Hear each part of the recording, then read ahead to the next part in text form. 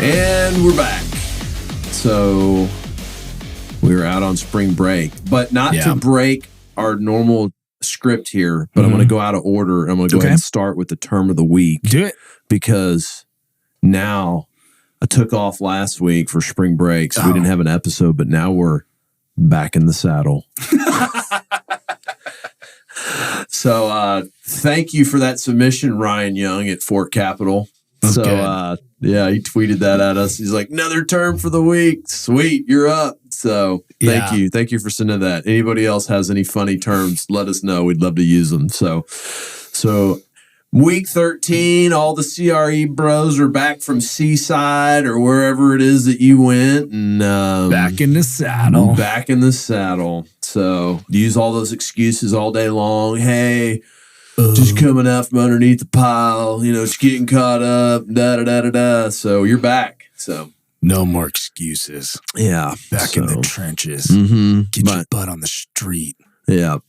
So real quick, I just want to touch on some things. I went to San Antonio in New Braunfels area for spring break, and we went to the Alamo. And I've been to the Alamo, but I haven't been in a long time, right? Yeah. And it was really cool. The Alamo is? Yeah. We took a guided tour, and it's the whole. I mean, what's crazy is all the people that died in there were not even Texans, really. See, as somebody who's not from Texas, I mean, I got a probably 2-page history lesson on it in the 4th grade somewhere, Davy Crockett, all that stuff. I don't know that much, and I'm a little embarrassed that we spend so much time down there. I haven't been. I saw it once years ago. You should do the guided tour. Okay. Yeah. It's pretty interesting. It was really cool. It's the, it was, Santa Ana was no quarter. We're not taking any prisoners. We're coming to kill you. Yeah.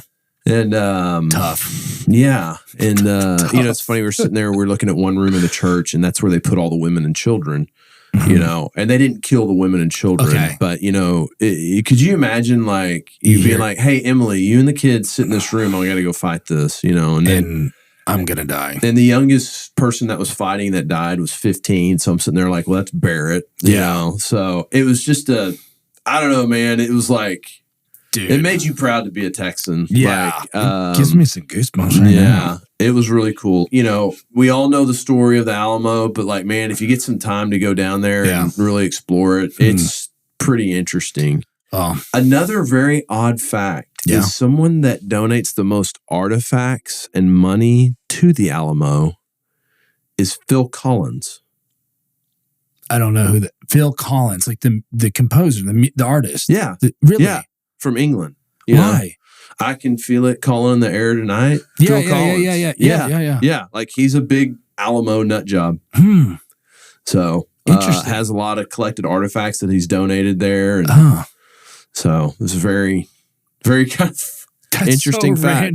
So anyways, a little Texas history there for you. Yeah. But it was really cool. I really strongly suggest going back and just taking a look at it if you're down there. Okay. It's definitely worth it. Joey and I are going to be down there this week. So let's see if we can fit it in. Yeah. Okay. So economic calendar this week, we got initial jobless claims coming out on Thursday. Forecast is 214. The previous was 209. And then you've got new home sales. Housing starts comes out on Tuesday. Forecast is 1.45 million, up from 1.33 was the previous, is what the forecast is. So I could see that going up. And then on Wednesday at 2 to 2:30 or 3 o'clock, the Fed's going to be speaking and talking about interest rate decisions. So interesting. Prediction? No cuts yet, but everybody thinks the bet is coming around June. So mine is hold firm. Yeah, I think they're going to hold. So I think they'll hold through the rest of the year. Yeah. Hopefully no political influences. Right. That would be a shame. Regardless of who wins. So that's what's going on. So new thing we're going to start tracking, which we did this last time, is the U.S. debt, how much it has gone up since we last spoke. So this is over 2 weeks. Oh, yes. 2 weeks. This is over 2 weeks. Dígame, tell me. Give it to me. 38 billion. Dude, that's a nut. We went into debt $38 billion since we last talked. That's a nut. Aren't they trying to pass some more foreign aid stuff too? More Israel and Ukraine? Sure, why not? That's just nuts. I forget where I heard this, but I think the Maui devastation was like 7 billion or maybe 2. I don't know the number. They got no money for it. Less than 10, say. Yeah. They got 0. Yeah. Like, we're talking 0 private influence, no insurance company. Chubb's not coming out to save you, but the federal government could step in, rebuild the whole thing for, call it, $10 billion. That's crazy. 38 billion in 2 weeks, man. Man, that's just, it's waste. If you or I ran a company that performed like that, we would be fired. Yeah. Yeah. I mean, look, I'm all down. I think I'm probably more center than left or right, but like, I'm down for these programs and stuff, but like, that's a lot of loot in 2 weeks, man. Like, geez, oh, Pete. Yeah. People need help and things need to go on, but a diet here and there is totally okay. Yeah. So we'll start tracking that. The Dow, pretty much unchanged, closed out at 38,714. S&P, pretty much unchanged as well, closed out at 5117. The NASDAQ was down about 70 bips at 15,973. I just want, if we went on a diet, I just wonder how impactful it would be on the economy. Like, how much of a shock. Like, would it be like a ketosis, when you stop eating sugar and carbs and all that, and you're like, blah, for the first week? Well, would it be on us or would it be on foreign countries? I don't know. Because how much goes out to foreign countries?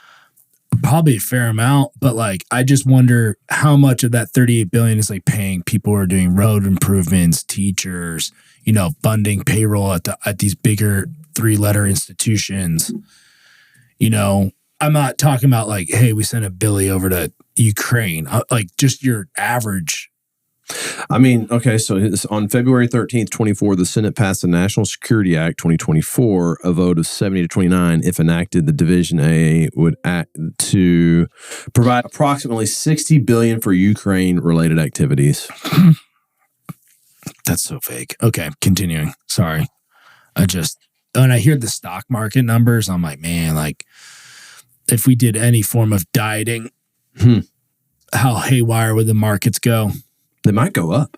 Because it's hoping for a leaner, better version of America. I mean, that's what happens sometimes when companies like have massive layoffs, their stock goes up because they're like, oh, they've came up with a plan to be more profitable. Yeah, they're trimming the fat. So, all right, West Texas crude broke through 80, closed out at $81. Oh, good. To be up to 3.73%. That's good for our tenants. The 5-year Treasury was up from 4.054 to close out at 4.326. And the 10-year Treasury is 4.318. So those both went up about 5 to 6%. So Treasury's creeping back up. Yeah. Go get your yield, people, if you want yield in that stuff. You want to park cash short term. 1 week performance on real estate stocks, real estate services coming back. Yeah. Probably might not be a bad time to buy real estate brokerage stocks because they've been depressed pretty hard. I would totally buy a ton of CB. CB, JLL, Marcus. Yeah, Marcus for sure. Those have all been hit pretty hard. So I think Cushman, I heard they're saddled up with a lot of debt. So maybe I don't know enough about how they're performing, but I would steer clear. But they're getting in a lawsuit with CB over a guy they hired. Or his non-compete. Oh, really? Maybe not Cushman's getting in a lawsuit. I think this guy they hired from CB's getting sued over his non-compete. Saw that over the weekend. Let's see. And overall, real estate development is leading for the 1 month performance. Well, the NAR settled on the commission deal. Did you see this? My boy Avadikian was pounding the table about it on Twitter. It doesn't really affect me, so I didn't really read it, to be truthfully honest with you. And I'm of the opinion where it's like, if I ever need to sell my house or buy my house, it's the cost of doing business. So That's where I think it ultimately ends. I mean, here's the deal. All you're going to do is keep people from showing your house when they see they can't get paid. I agree, man. Like, I mean, because we're in the business of buying and selling assets, and, brokers, we want them to be motivated.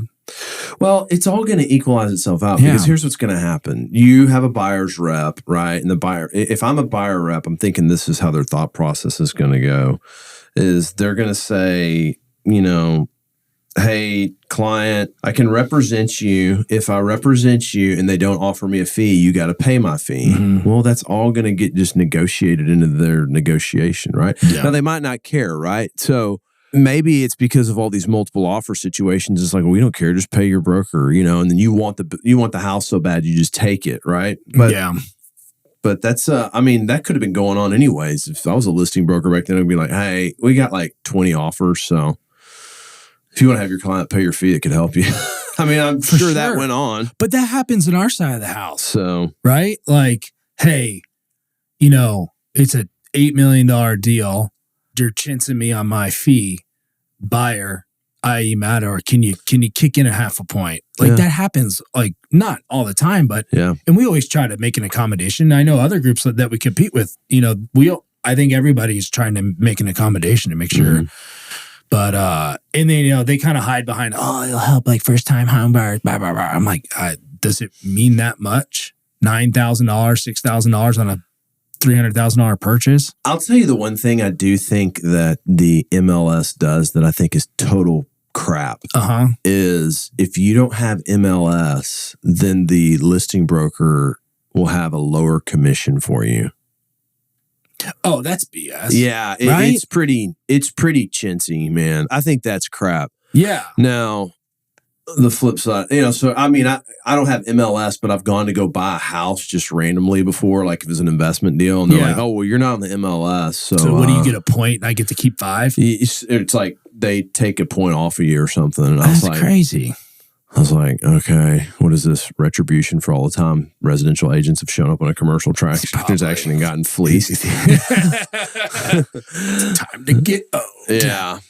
I don't know. It's an interesting, it is a monopoly, right? Yeah, like it totally is. Like, you have to be a part of that deal. Yeah. And I don't know, it'd be interesting to see how it changes. So, unfortunately, it's like, the more they poke this beast, the more, in my opinion, someone's going to hack or figure out how to do all this online, automate it through some, what do they call it? The exchange services that Bitcoin's on, like this is going to motivate some dude or girl to figure that out, to make it almost seamless. Title will be done on some exchange. It all could be, Latham talked about that at one point, or he has seen that. But well, to a degree, I would say probably houses that are, depending on area, right? Correct. Maybe 600,000 and under. I'd agree. Maybe even lower. It's kind of like trading a commodity. I would agree.